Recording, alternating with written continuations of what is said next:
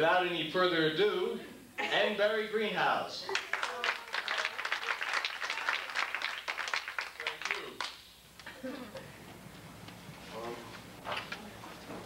I was going to explain some of this, but all you people know me, so I'm just going to read this. Thank you all for coming. I wanted to thank all the people who didn't come as well.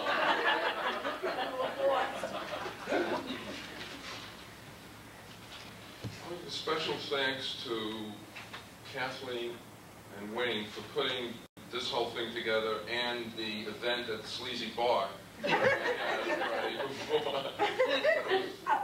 I think one of the best retirements ever.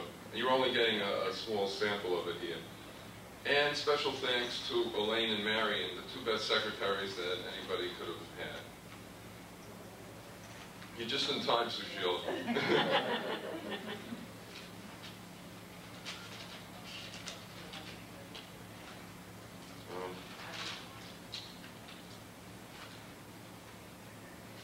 I've actually lost the poem that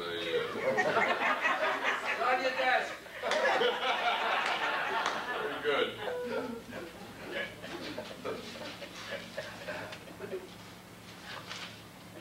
Please, no more. I've heard quite enough. Could anyone take any more of this stuff? It's my time to retire. I didn't leave in a huff. But these poems are sickening.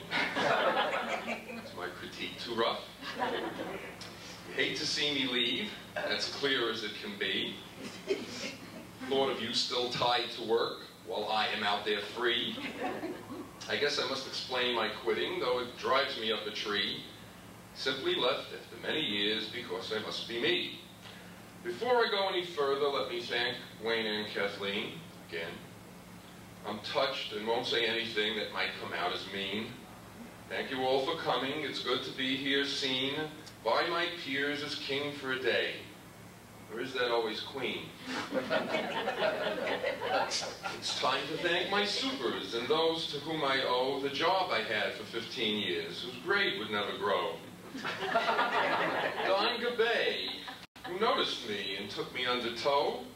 Al Lewis, who let me be his assistant, me, a perfect schmo. Jim Corcoran chose to keep me on through all his trials and foes. Wendy Cooper never did say yes, but never told me no. Sal Curiali suffered me, along with his blues and woes. And finally, Ed Mull, who gave me an incentive just to go.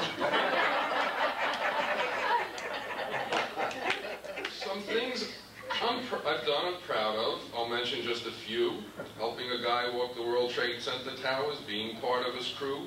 First Life Guide with Irving Burton, we wrote some and he drew, bringing conventions into New York, pretty big ones too. Working with some of the best people anyone ever knew. How I wound up in that sleazy bar, I haven't got a clue. So what will I do now?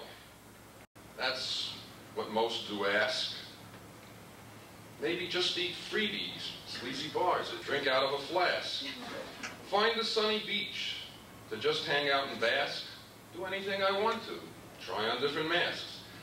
Linda and I do plan to travel, so we must find a way to see the world together without too much to pay. I might write or even paint, who can really say? What's important is still being free at the end of every day. It's scary, of course, to re-enter a world forbidding and gray, but you can't always remain in fear of jumping in the fray. Is 3 decades enough to give? Who here would dare say nay? Just wish me luck and send me off and don't forget to pray. So far, it's like I just changed roles in some surreal flick, and now must figure out my part and how to make it click. Here's to those who had the nerve to take some of their shtick. I'm in awe and grateful to even those who made me sick. Well, now I'm going on a bit. Haven't been real quick. The clock is running, I'm still here, and you can hear it tick.